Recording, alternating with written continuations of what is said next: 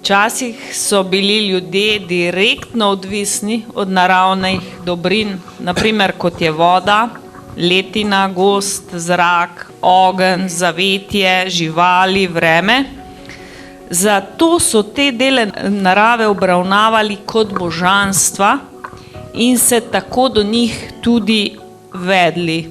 Ali se vam zdi, da bomo tudi mi morali drastično spremeniti svoj odnos do teh naravnih dobrin in v bodoče biti za nje hvaležni, ali moramo tako kot zdravje najprej vse izgubiti, da lahko potem cenimo? Če bomo vse izgubili, ne bomo nič dobili. Prvo, ampak gledajte, človek je otrok narave in je iz te narave prišel, Mother Nature Son, ne? Sin matere narave, lahko rečemo, ko so neke pesmi obstoje okoli tega. Tisto, kar nas je odrezalo od teh korenin našega bitja in žitja, je pač neka ekonomija, ki temelji na profitu, na izkoriščenju, na uničevanju narave, ne? In tudi na uničevanju človeka. Ne? Kajti ravno ta, če ti presekaš povezavo človeka z naravo, boš dobil z tega ven enega duhovnega pohabljenca, ki ima iluzijo, da bo obvladal s tehnologijo naravne sile. Pa lepo vas prosim, tisto, kar mi mislimo, ne, da so naravne katastrofe, pa naravne nesreče, so samo poskusi ali pa akcije narave, da nazaj vzpostavi naravno ravnovesje, ki smo ga mi podrli. Pa zakaj imamo mi plevele na vrtu ali pa na njivah? Ne? Zato, ker je narava celi rane. V naravi ni golih površin. Vi imate lahko golo površino, primer, ne? Ali neko plazišče, ali se morje umakne, da je regresija morja, ali se ledenik stopi, pa imate neko moreno, ampak to takoj kolonizirajo pionirske vrste rastlin. Mahovi, lišaji, takoj potem pridejo pa zeli, pa grmovnice, pa če gledate eno gorsko reko, kot je čudovita, recimo Sava Dolinka, ki skozi strugo spreminja in vidite, kako nenehno vrbe pa trepetlike kolonizirajo ta premična prodišča. Ne? In kako gost nastaja, se nazaj vrača in se skozi premika, reka premika strugo in rastline izsledijo. Torej vidimo, da v naravi ni praznih prostorov. Če gledamo zdaj človeška evolucija, mislim, da je to en ključ, bom zdaj s tem končal. Torej, naši predniki so šli iz Afrike, out of Africa, nekako ta drugi val je bil približno pred 55 leti, kot pravijo, ne? V Evraziji je živel takrat Neandertal man, to je bila emigracija pred 300 000 leti, ki je imel drugo evolucijo, on se je prilagodil ledenodobnim pokrajini takratne Evrazije, potem je pa šel pa kromanjonski človek z sulico, z kopano Skopi, sulico je imel Neandertalc, z lokom in tako naprej, je bil vojaško superioren in je bil prvi genocid, da je iztrebil Neandertalca v nekako v dobi 5000 let, ampak te so bile neskončne površine praznega prostora z neskončnimi čredami živali za jest. Mamuti, zobri, bizoni, karkoli je bilo. To je ta primarna kolonizacija. Človek je koloniziral prazni prostor, ne?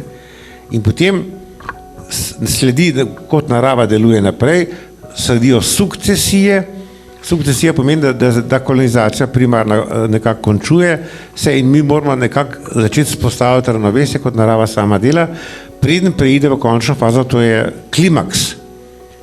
Klimaks je pa najlepši primer, je pa gozd, vi ste v pokrajini gozdov, star gozd je primer klimaksa. Poglejte, kakšen čudovit laboratorij imamo mi takole, pa ga ne znamo uporabiti. V gozdu imate vse na sončni pogon, nobenih odpadkov ni, ker se vse reciklira, vse je lokalizirano, ne? Vsaka veja, ki dol pade, se razgradi v humus in gre nazaj v drevo gor. Ni odpadka. Torej, mi imamo v naravi vse rešitve, lokalizacija ekonomije, sončni pogon, imamo reciklažo popolno, torej vse imamo. Mi imamo samo razcvet inženirskega duha, domišljijo in bi rekel kreativnost, da to prenešamo v človeško družbo. Če pa to nadgradimo z duhovnim poslanstvom človeka, ki ni samo homo faber, torej človek ni samo kovač, ni samo toolmaker, kot pravijo Angleži, ne, torej izdelovalec orodij, kajti če mi postanemo vulgarni izdelovalci orodij, pristanemo na to, kar imamo zdaj. Torej kujemo meče, meč ima pa obe strani razila nabrušeni. Če z eno stranjo uničujemo naravo, imamo drugo stran tlele. Lahko mi naredimo, poznamo atomsko reakcijo, lahko naredimo iz tega jedrsko elektrarno ali pa atomsko bombo. Torej imamo spet meč z dvema rezilama. Če imamo recimo supersonični pogon letala, lahko potujemo v eksotične kraje ali pa bombardiramo nekoga z nadzvočnim bombnikom. Ne vidimo, da vsaka tehnologija je rezilo z dvema klinama. Če smo pametni, bomo uporabili pametno ta orodja, če jih pa zlorabimo, dobimo pa iz tega orožje. Orodje pa zelo blizu.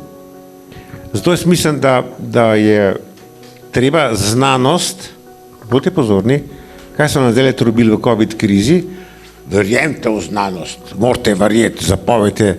Vsa znanost je točno to. Znanost je to, da rabi kontrolo in nadzor civilne družbe in države in javnosti, da je v službi človeka, ne pa v službi korporacij pa njihovega interesa, pa da izdeluje samo bombnike in atomske bombe, ne pa da uporablja znanje za korist človeštva. Vidimo, da smo tle na tem spolskem terenu. Ne? Samo ključ je pa v ekonomskem sistemu, kot sem prej rekel v začetku, ne smemo imeti ekonomijo raka. Ekonomija neomejene rasti je rak. Rak pokonča gostitelja, s tem pa tudi sebe, torej morilski in samomorilski. Mi rabimo ekonomijo dobrega gospodarja, ekonomijo, pa sem rekel, storyteller, pripovedovalca zgodb, to je ta duhovni človek, ne, ki zna zgodbe govoriti, ne samo, da izdeluje orodja in orožja, ampak tudi zna govoriti zgodbe. In mislim, da je čas, da postanemo pripovedovalci zgodb.